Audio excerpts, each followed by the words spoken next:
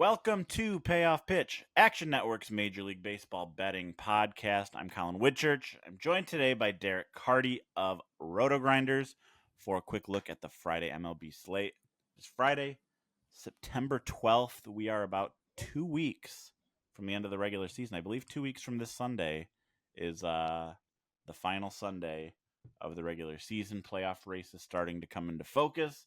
A couple big matchups this weekend. Obviously, Red Sox, Yankees get going. I'll have a bet on that one later. They're both still chasing Toronto. Seattle and Houston now tied in the AL West standings. It kind of looks like Seattle and Houston are destined to play each other in that wild card round, and now they're basically just playing for who's going to have home field in that matchup because it seems like that's pretty much locked into the 3-6.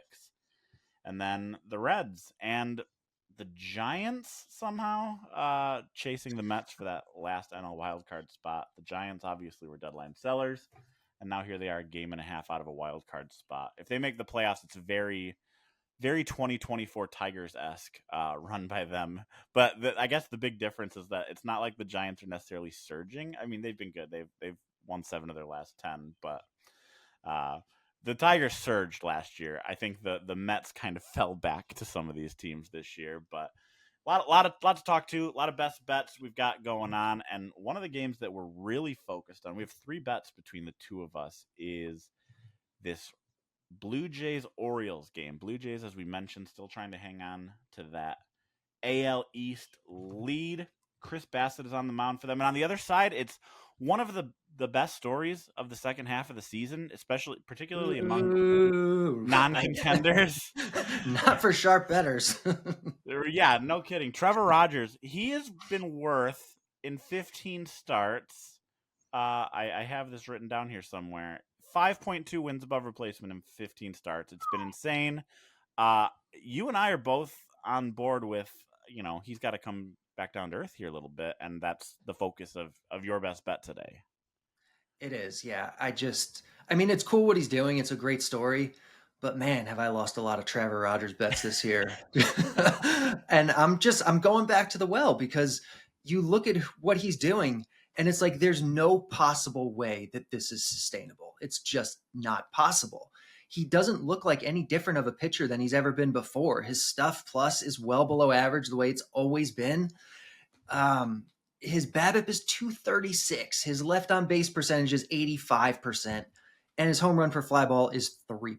Like, just nobody is able to sustain that. Literally nobody. Like, Greg Maddux wasn't sustaining numbers like that. Like, he's going to come back down to earth. It's just a matter of when. And we have to expect it to happen immediately. That's how regression works. So I am expecting regression for Trevor Rogers.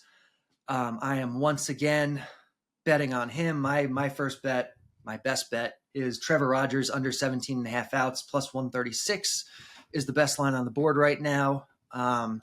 And if he burns me again, he burns me. But like, he's not this good. He's just not. I'm sorry. Yeah, Rogers, 1.51 ERA, as we mentioned, 15 starts. The one thing that's been notable, just kind of looking at the surface level stats, is that he's not walking guys anymore. Yeah. That's obviously helped a lot. But yeah, his home run to fly ball rate is 3.3%. Like, that's crazy. How's that even possible? The BABIP you mentioned, 236. He allowed 322 BABIP last year. His last full season in Miami 2021 when he was an all-star, 301 BABIP. So that's very outside the norm. I also have a bet on this game. It's not one of my best bets, but I had this lower in our section, so I may as well talk about it now. I'm with you on fading Trevor Rogers. I'm doing it a little bit differently. I'm betting the over on this game between the Orioles and Blue Jays. I got it at 7.5 this morning. It's been floating around the 7.5 to 8 range, depending on the book. If you can get it at 8, that's fine, obviously.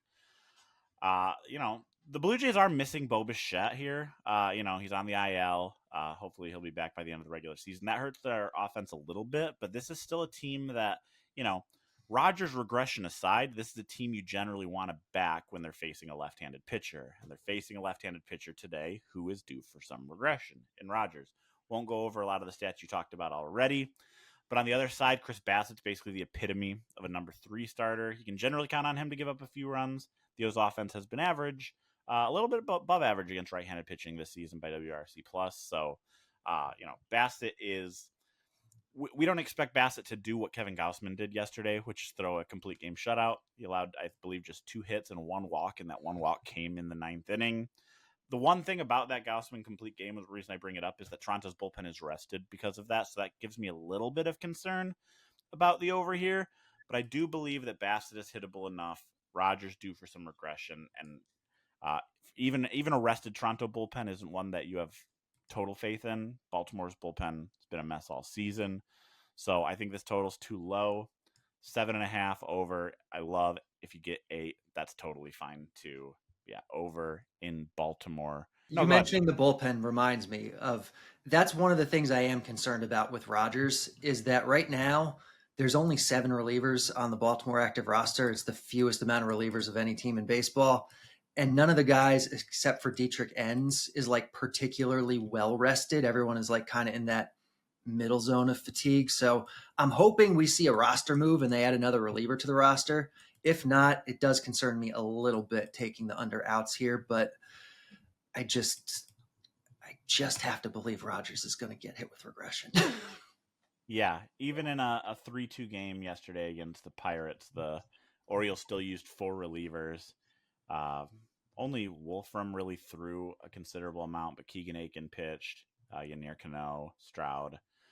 So, be interesting to see what happens there in Toronto, obviously. I'll go to my best bet here real quick. I know you have one more bet on this game, but I have another bet in the AL East. We'll stay right there for the big Yankees-Red Sox matchup tonight. Lucas Giolito against Luis Gil. Lucas Giolito's been the grades out as the better starting pitcher in this matchup by most metrics. Gil has gotten by with a 3.31 ERA through 7 starts since returning from injury. But he's walking the absolute world right now. He's walked 2 or more in 6 of his 7 starts, 3 or more in 5 of his 7 starts, and 4 batters or more in 4 of 7 starts this year. One of those starts was against these Red Sox. He walked 5 in 5 innings, somehow survived with just 2 runs allowed and 1 earned. It was a very lucky start. He threw 93 pitches, induced just 4 swinging strikes. But I'm backing Gil as a small favorite tonight. I don't think those walk issues are as big of a long-term concern as one might suspect. He's still working within the strike zone as much as ever. In fact, his pitches are landing in the strike zone 52% of the time. That's a 4% increase from last year when he won AL Rookie of the Year. He's just doing a worse job at inducing swings when he works outside the strike zone.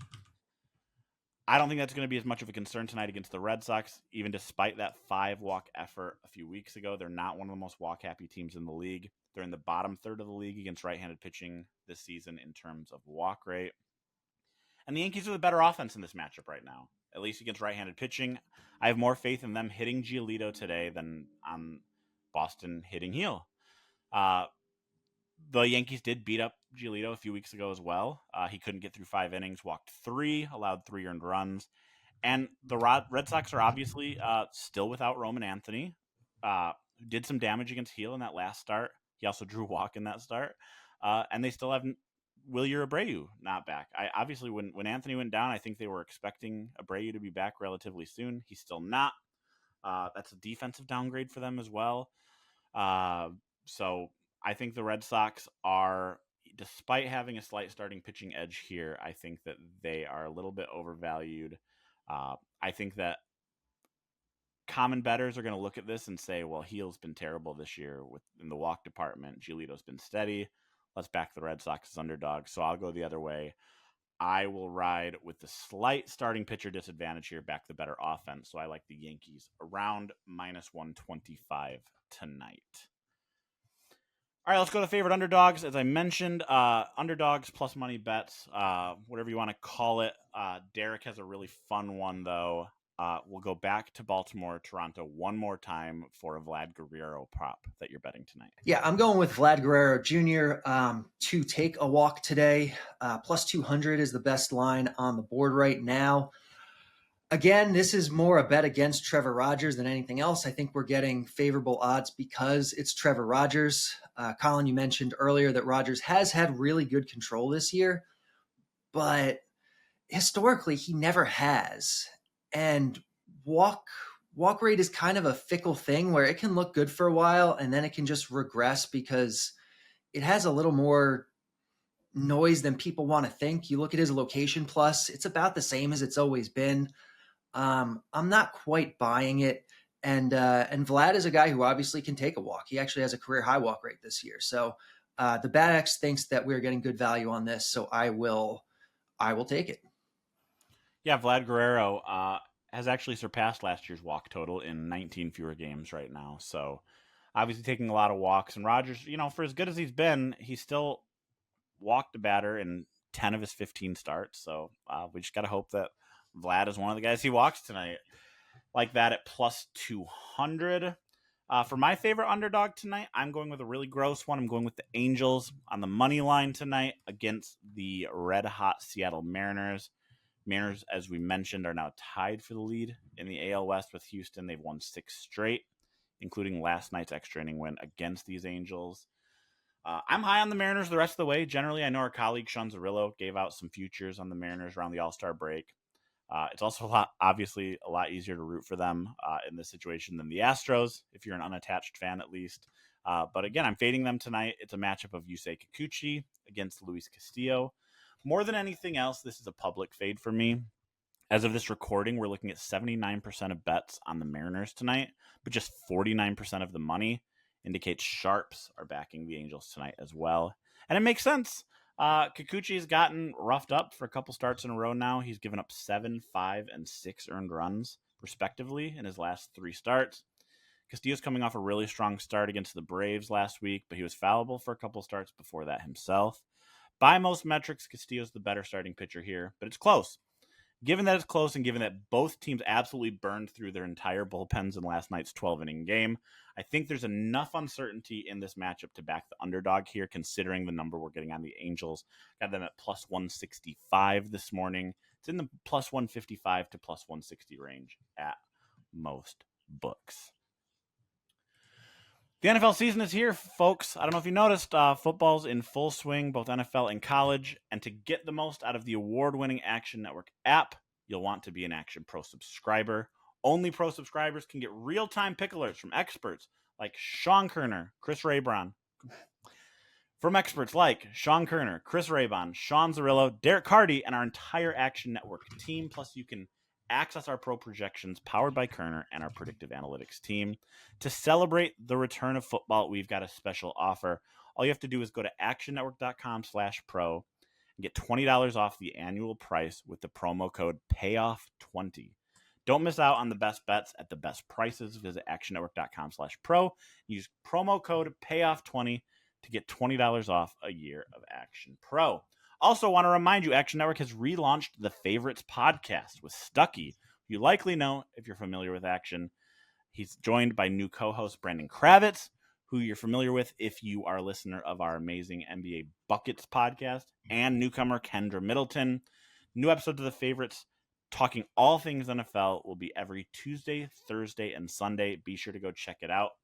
I believe they hit their first winner last night with my Packers, covering and winning and dominating against the Washington Commanders. I believe Kendra, was on the Packers -3 in that one.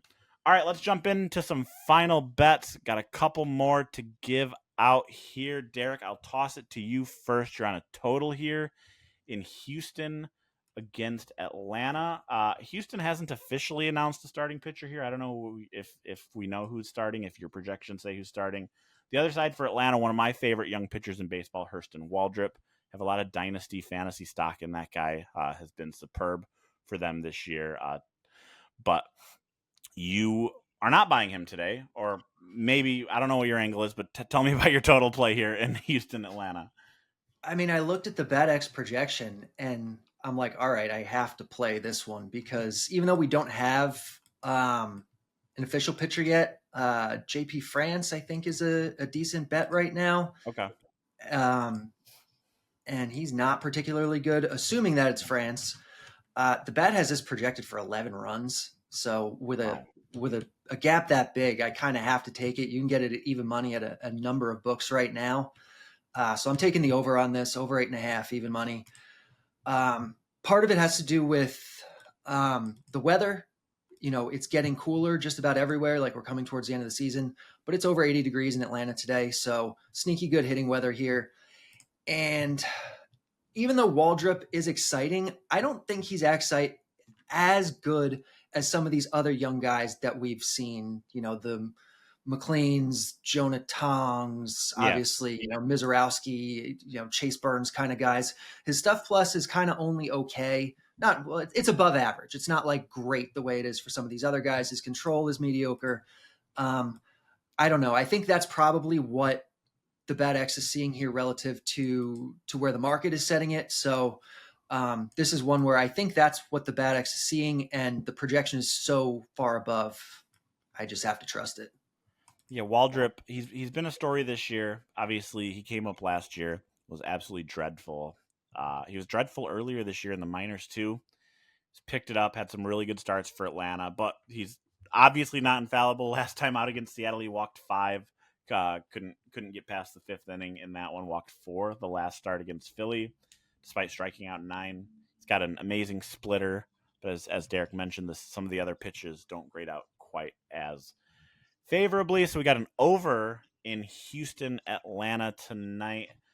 You've got 2 more. I've got 1 more. So I'll throw it to you again for the Reds, clinging to their playoff lives, are going to Sacramento facing the A's. We've got Brady Singer against JT Ginn against Brady Singer in Sacramento tonight. Tell us your bet in that one. I'm looking at the first 5 money line on the A's. You can get it at even money right now is the best odds over at DraftKings. This is another one that the model likes. It sees the fair line for this being more like I think it says minus 175. So we're getting some good value on this one. I think part of it has to do with Brady Singer. He has an ERA under 4, but he's another guy who we should kind of expect to regress. If you look at Fangraphs, the bat thinks he's more of like a mid to high 4s ERA kind of guy, as opposed to a mid to high 3s ERA guy. And he has a really wide platoon split because of his arm angle and the kind of pitches that he throws. And the A's have quite a few good lefties that I think can take advantage of him. Obviously, Nick Kurtz, Soderstrom, Lawrence Butler. So this is, I think, a good spot for the A's in the first 5 against Singer. And this one's showing some good value according to the projections. Like that one for sure. Back to the A's a couple times in their last series against the Red Sox. Of course, back to them in games where they ultimately lost. But they've got some real offensive firepower there when they get in these right matchups. I've got 1 more bet today because it's impossible for me to go a single episode without mentioning the White Sox. I'm betting on them in a way here in a matchup against Tanner Bybee and the Guardians. The White Sox have won 9 of 11. They're barreling toward avoiding a 100-loss season, which is just an astounding accomplishment. They should be talked about and plastered across the front pages of newspapers all across the country for being able to do that. But yes, against Bybee tonight, I just think Tanner Bybee's strikeout total set a little bit too high tonight. I understand why it's 5.5 after Bybee struck out 7 against the White Sox about a month ago. He also struck out 5 against them in early July. But the underlying data on those starts aren't quite as promising. In that 7 strikeout outing, he induced just 10 swinging strikes the entire start. And that White Sox lineup featured the likes of Brooks Baldwin, Michael A. Taylor, not necessarily lineup staples, guys more prone to striking out than some of the guys they might run out there regularly. This offense has been it's been one of the best offenses in baseball the second half of the season. I believe they're second in the league in home runs behind just the Yankees since the All-Star break, or at least since the trade deadline, something like that. And Bybee's stuff is showing worse over the second half of the season, just from a raw whiffs perspective. Maybe he's starting to wear down. He's approaching 180 innings or so for the second straight year. He's probably going to set a career high in innings this season. So I like the under here at 5.5 strikeouts for Bybee as my final bet for this slate. 1 more from Derek, also a pitching prop. This is this afternoon's game. Should have talked about this off the top. Hopefully you're listening in time to catch a prop here. At Wrigley Field, Rays, Cubs, Shane Baz against Matthew Boyd. I'm looking at Matthew Boyd under 17.5 outs, plus 150 at Fanatics is the best line you can find right now, but there's plenty of plus 140s, plus 130s out there that are still good. This one's a little scary because Boyd has gone over this number quite a bit this year, but he's another one of these guys that just seems to be having a good luck season. Like, he's not quite as good as the numbers indicate. The BABIP's pretty low. The home run per fly ball is pretty low. The thing that scares me the most here is that the Rays don't walk a ton, don't take a ton of pitches, and the wind could be blowing in. It's like right on that border right now. If you're looking at like the actual like cardinal, degrees of the wind, where it could be blowing in from right field, or it could be blowing more across the field and not matter as much. I'm hoping for it to be more across the field and not matter as much, but even if it's blowing in, this still projects pretty well. We're betting on the regression from Boyd more than anything else, and we're getting the big plus money on it is kind of what this comes down to. The bat is projecting 16.7 outs here, so not like it sees like a huge gap, but when you look at the distributions of that, it's still like a 50% chance he doesn't complete the sixth inning here. And so at plus 150 or plus 140 or plus 130, I think we're still getting in good. All right, that'll do it for today's episode of Payoff Pitch. Thanks for tuning in. If you'd like to tail some of the bets from today's episode, look for the quick slip links in the episode description. Don't forget to download the free award-winning Action Network app. And don't forget to leave us a 5-star rating and review wherever you listen to your podcasts. Also, check out the Action Network Discord. There's a link to that in the episode description of this podcast. And if you're on Twitter, we have a great new feature. If you see a bet from any of your favorite action experts or anyone on gambling Twitter, you can now tag @Playbook. Tell our bot to build you a bet slip at a book of your choice. If you build it out for you with a quick slip link, that opens right up to your sports book. So keep an eye out for that new tool @Playbook on Twitter. It's really cool. I've been using it all week.